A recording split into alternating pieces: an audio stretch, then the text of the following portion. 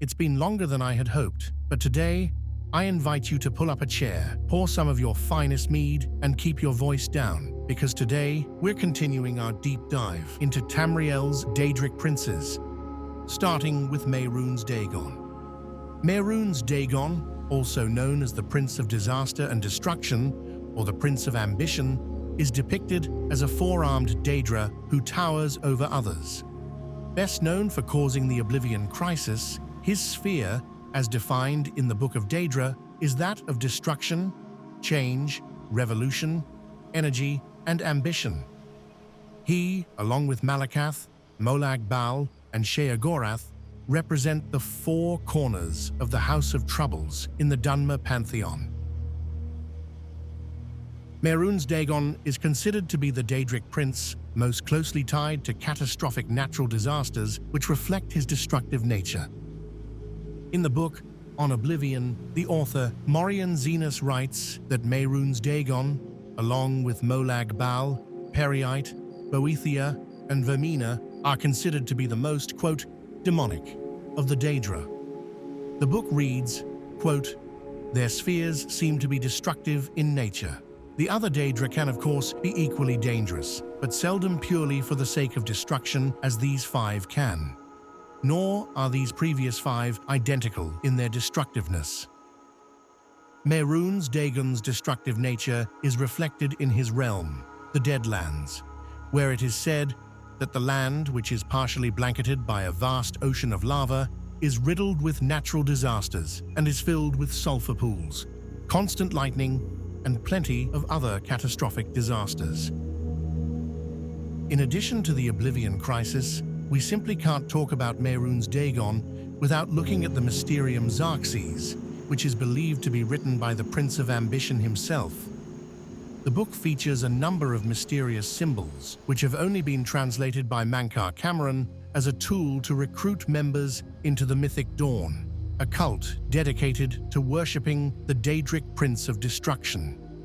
His collection of knowledge and translations, titled Commentaries on the Mysterium Xerxes, sheds light on the mysterious book in which Mehrunes Dagon allegedly writes in the first person, quote, when I walk the earth again, the faithful among you shall receive your reward, to be set above all other mortals forever. As for the rest, the weak shall be winnowed, the timid shall be cast down, the mighty shall tremble at my feet and pray for pardon. Mankar Cameron's alleged translation also sheds light on the origins of Mehrunes Dagon, specifically in Mythic Dawn Commentaries 4, where he claims that Dagon was created by a family of divines known as the Magna G, beings who collectively fled Nirn shortly after its creation. In Mythic Dawn Commentaries 4, Mankar Cameron writes that Mehrunes the Razor was created in secret in a parallel version of Tamriel, known as Lig, with the Daedric prince's purpose being, quote, to artifice a prince of good, spinning his likeness in random swath, and imbuing him with Oblivion's most precious and scarce asset, hope. Considering Mehrunes Dagon's sphere includes revolution and ambition in addition to destruction, the Magna G's plan didn't go according to plan. Mankar Cameron writes that Mehrunes Dagon, quote, threw down Lig and cracked his face, much like he believes the Daedric prince will crack the serpent crown of the Cyrodiils, better known as the Septim dynasty, which, as we know from the Oblivion crisis, happened in the Third Era, when Uriel Septim VII and his heirs were assassinated by the Mythic Dawn. In addition to Mysterium Xerxes, Mehrunes Dagon is associated with a number of other Daedric artifacts, including some you may already be familiar with, such as the Spear of Bitter Mercy, which we covered when discussing Hircine. Although multiple versions of the spear are believed to exist, the original one was forged by Mehrunes Dagon. Another familiar artifact we've seen in the past is Mehrunes' Razor, a dagger that has the unique ability to instantly unalive whomever it strikes. Its powers are similar to that of another artifact associated with Mehrunes Dagon, the Daedric Crescent, which paralyzes those it strikes. Once upon a time, when Dagon's forces launched an attack on the battle spire during the Imperial Simulacrum, his army was equipped with crescents, all of which, except for one, were gathered and destroyed when the Empire reclaimed the battle spire. Another one of Dagon's artifacts, the Sword of the Moon River, also known as the Moon-Cursed Blade, was seen during the invasion of the battle spire as well. According to letters from the Dremora, the sword was created quite literally from Mehrunes Dagon himself and was wielded by his bodyguard until an apprentice known as Josian Cade took the sword from Dagon's Mazcan bodyguard and used it to banish the Daedric Prince from his own realm. We're also introduced to two more of Mehrunes Dagon's artifacts in the Elder Scrolls Online. First, we have the Deadland Hammer, which was discovered in Darkpool Mine by a Khajiit cult of Dagon worshippers, or as they call him, Mehrunes. As we learn in Hadaz's final letter, the Khajiit discovered that the weapon is capable of summoning iron Atronachs. And last, but certainly not least, Elder Scrolls Online also introduces us to a pair of sabatons called Ground Splitters, which are unlike any other piece of armor in Tamriel. Chief Archivist Bartholomew writes in the Ground Splitters artifact record, quote, "When clad in the Ground Splitters, the impact of the wearer's footfalls is amplified many-fold, making the slightest tiptoe echo loudly, and a forceful stomp crack the ground into great fissures. In the wrong hands, these boots could cause catastrophic destruction." Now, keeping in line with the theme of destruction, let's take a look at this next Daedric prince. Mephala, the web spinner, plot weaver, sibling of Hermaeus Mora, and among other names, the Queen of Oblivion. Called androgyne by brother Michael Karkuksor of the Imperial College in his books Varieties of Faith in the Empire, Mephala is depicted as both a man and a woman throughout history, and is often associated with imagery of a spider or spider webs, which reflect the way this Daedric prince views the world, as an intricately woven web. It's because of this that Mephala is known as she who weaves the sordid web of human affairs in Elder Scrolls Online, where we can see that Mephala does nothing without purpose, and every move she makes is a calculated one.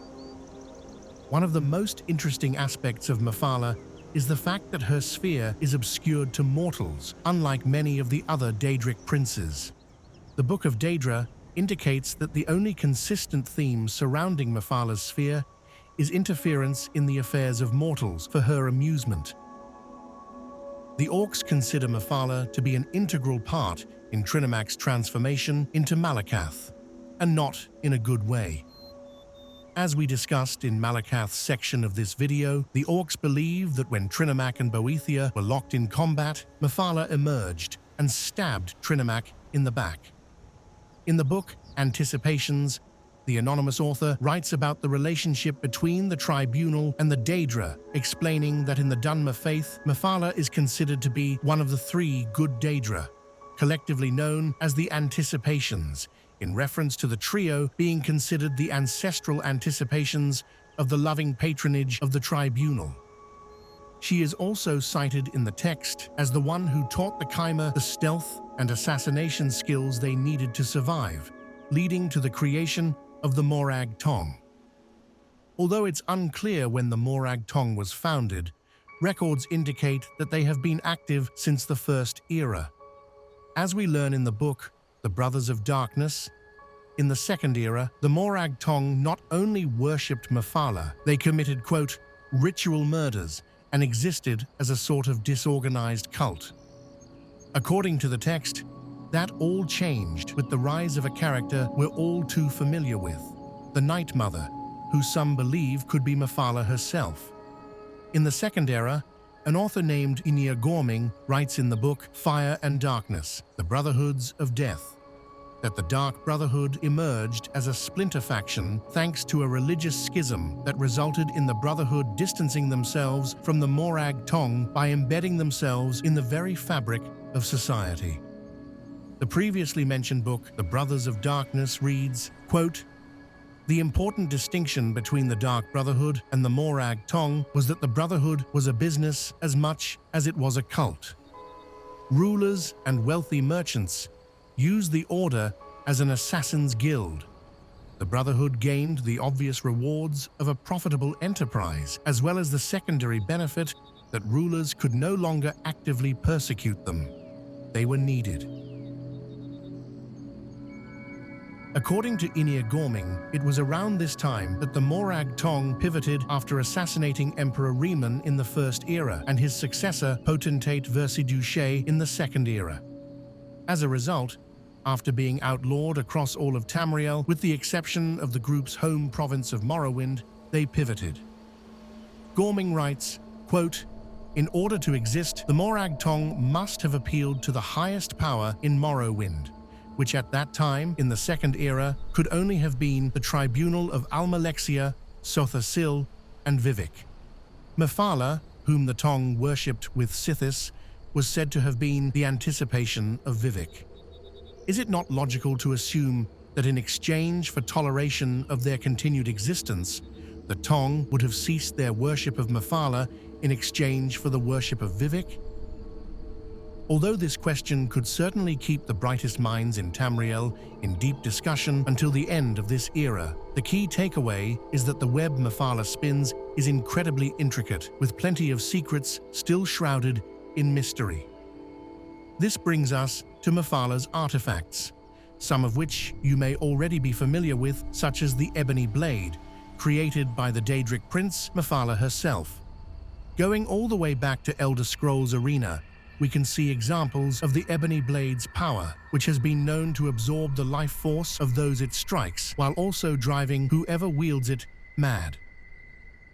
The blade, much like another one of the Daedric artifacts associated with Mephala, the Ring of Khajiit, was stolen away from the plot weaver by the thief god of the Khajiit, Rahjin.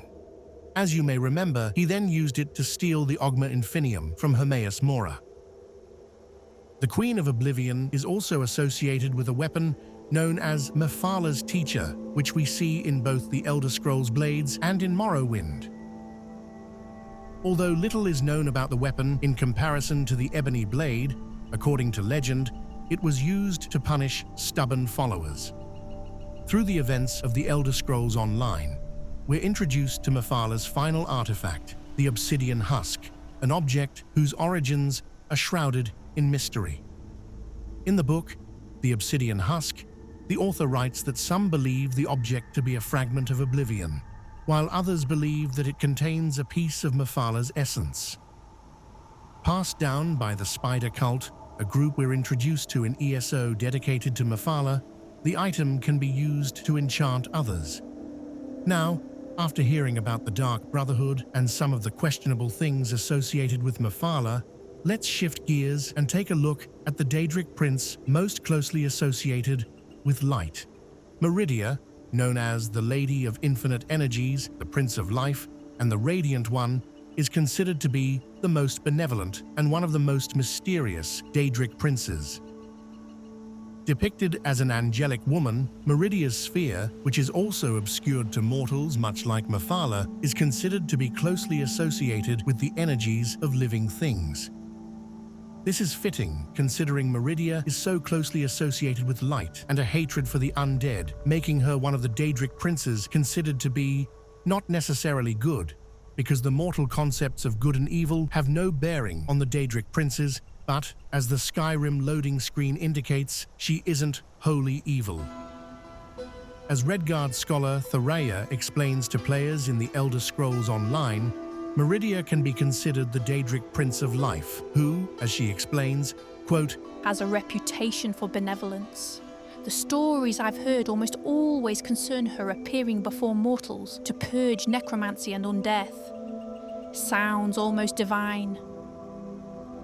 Meridia is notably considered to be the fallen Magna G, a group referenced previously in this video.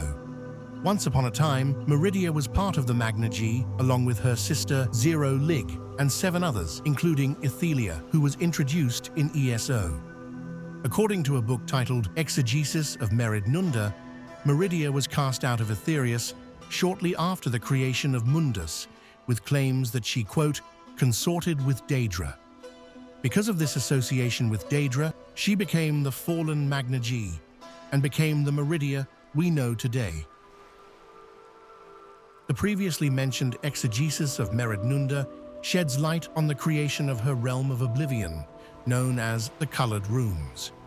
In it, Phrastus of Elenhir shares words from a rare manuscript that tells the origin story of Meridia's realm after she was cast out of Aetherius.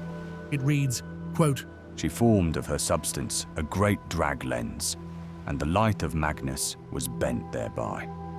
The rays carved, focused, a new sphere from the chaos, which Meridia, laughing, sparkling, did claim for her own. This passage highlights the mysteries of the Daedric princes and their realms, in this case, Meridia.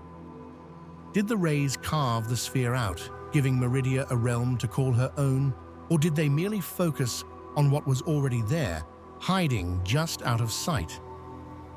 In either case, her realm, as we learn in Elder Scrolls Online, is inhabited by the Aurorans, a human-like race of Daedra who serve her. We're first introduced to the Aurorans in Oblivion through the Knights of the Nine DLC, where we notably meet Auroran commander Umaril the Unfeathered, who seeks to destroy the 9 gods of Tamriel. Her realm is also notably inhabited by another human-elven sort of race called the Golden Saints, or the Oriel. While we also encounter the Golden Saints throughout the Elder Scrolls series, the Golden Saints are actually the servants of Sheogorath, and only a portion of them reside in Meridia's realm. Meridia is also closely tied to a unique race we find remnants of in Oblivion and Skyrim, called the Ayleids.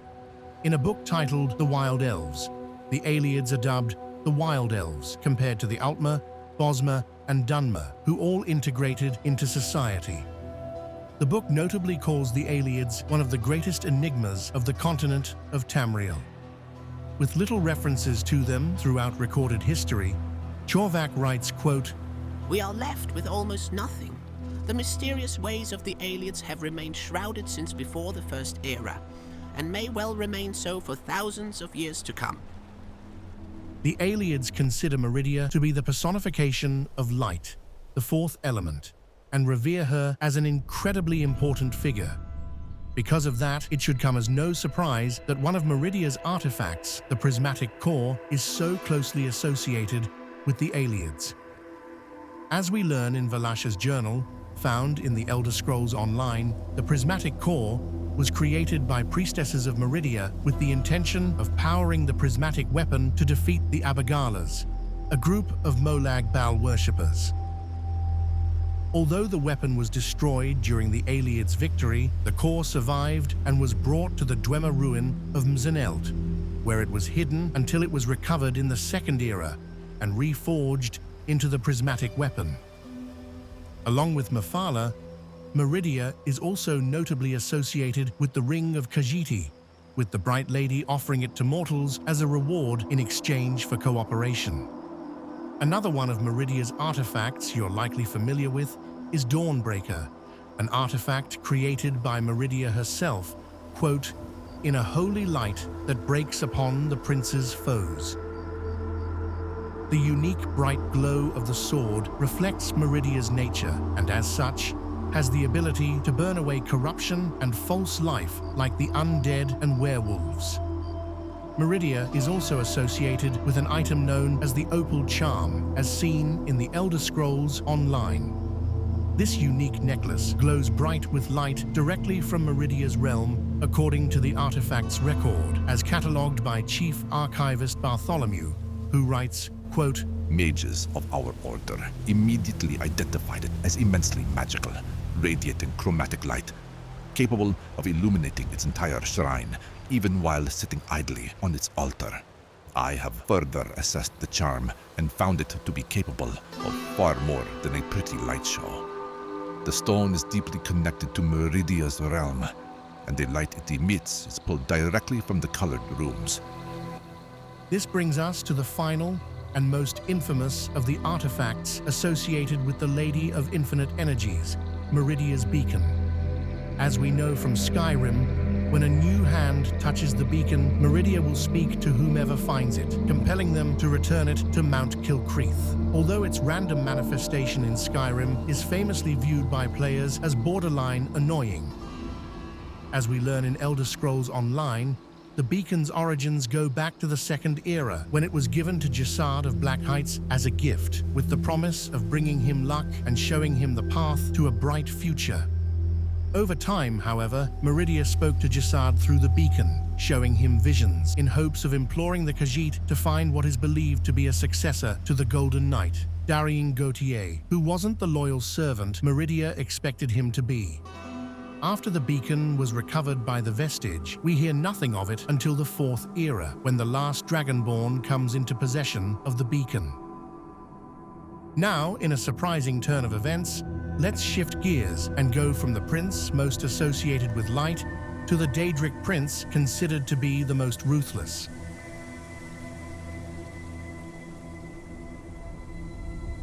Molag Bal, the Schemer Prince, the Harvester of Souls, father of the Cold Harbor, and the creator of vampires. Molag Bal probably has more titles than all of the other Daedric princes combined, from those mentioned previously to others like the Prince of Murder, God of Brutality, and Tormentor of Men. Much of what can be learned about Molag Bal can be learned by looking to the Book of Daedra, which describes this Daedric prince's sphere as, quote, the domination and enslavement of mortals, whose desire is to harvest the souls of mortals, and to bring mortal souls within his sway by spreading seeds of strife and discord in the mortal realms. Depicted as a masculine creature with a muscular frame and devil-like horns, Molag Bal is considered by the Dunmer to be one of the four corners of the House of Troubles, aka one of the quote-unquote bad Daedra, along with Mehrunes Dagon, Sheogorath, and Malakath. His realm of Oblivion, known as Cold Harbor, is considered to be a mirrored recreation of Nirn, with some pretty unsettling variations. It has been described by Phrastus of Ellenhere in the book On the Very Nature of Cold Harbor as an unpleasant, dismal, cold, and largely lifeless realm where lost souls are tormented for eternity. Molag Bal's brutality is reflected in the creation story of the first vampires. According to legend, Molag Bal, shall we say, assaulted a Nedic priestess of Arkay named Lemay. The vile attack left her on the brink of death, and before fleeing Nirn, the god of brutality shed a single drop of blood on the priestess's forehead. Get ready for this one. A book titled Opusculus Lemay Balta Mesamorti, written in the Third Era, indicates that a group of nomads found the defiled priestess and cared for her until her death a fortnight later. As was tradition, the group created a bonfire to cremate the woman's corpse. Instead, Lemay rose from the dead and slaughtered everyone there while still engulfed in flames. Thus, the first vampire was born. The book reads, quote, Lemay, who is known to us as Blood Matron, imprecated her foul aspect upon the folk of Tamriel and begat a brood of countless abominations, from which came the vampires, most cunning of the night horrors. And so was the scourge of undeath wrought upon Tamriel, cruelly mocking Arkay's rhythm of life and death through all the coming eras of the Et'ada. And for all his sadness, Arkay knew this could not be undone. This story shows not only Molag Bal's brutality, but also his power, with even Arkay unable to undo the damage he had done to Tamriel. As the father of vampires, Molag Bal also created vampiric shards, Daedric artifacts that corrupt whoever or whatever they come in contact with. One of these shards is seen in Elder Scrolls Online, where we learn from an Argonian named Treeminder Zohaneel that the artifact has poisoned their history, keeping it on the brink of survival to endure an eternity of torment. ESO also gives us a glimpse into Molag Bal's full power and the lengths he'll go to assert his dominance over mortals. As the main antagonist, the god of brutality seeks to merge Nirn with Cold Harbor, where he plans to harvest the souls of mortals and further his obsessive collection of soul gems. Some evidence points to the fact that Molag Bal is actually the original creator of soul gems as we know them today.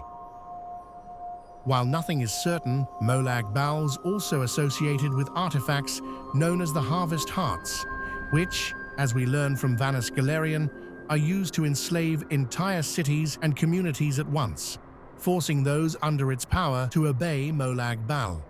Similarly, Molag Bal is also credited with creating a spell-like weapon known as the Mortuum Vivicus.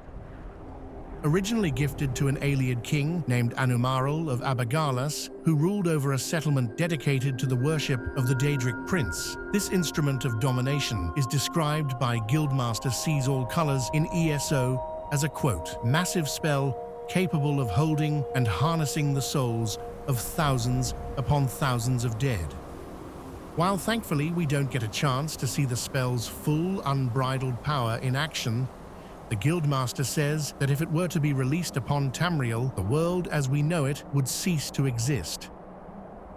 While it may sound like Molag Bal is entirely focused on asserting his dominance over mortals, the 7 Stones of Cold Fire indicate that the Daedric Prince's focus is not just on controlling mortals. Distributed throughout Vardenfell, the 7 Stones of Cold Fire allow whoever possesses it to both summon and control Daedra. Similarly, the Crown of Bones, created by Molag Bal for the Admiral of the Lost Fleet, allows whoever is wearing it to control the skeletons of sailors lost to the maelstrom of Bal. Of course, sometimes, rather than using supernatural means of control beyond mortal comprehension, nothing gets the job done quite like a melee weapon, which brings us to an artifact we're all too familiar with, the Mace of Molag Bal. According to the one and only lead lore master Lawrence Schick, who spoke in an interview with Geek and Sundry back in 2014, the Mace of Molag Bal was created by an Orcish blacksmith who the Lord of Domination and Enslavement tricked and trapped in the pits of Cold Harbor. While there, he was turned into a soul shriven before then being made to forge the mace. Molag Bal himself then wields it in a duel with the vestige in the Second Era in ESO.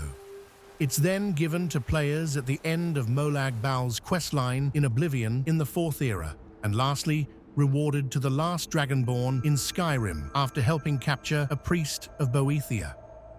Given how consistently the Mace of Molag Bal has appeared in Elder Scrolls games, it's safe to say that chances are we haven't seen the last of it. This wraps up today's video. With just a handful of Daedric Princes left, be on the lookout for the final part of this series. Before heading out, let me know what you thought of the character voices used in Meridia's section of the video, and be sure to like and subscribe.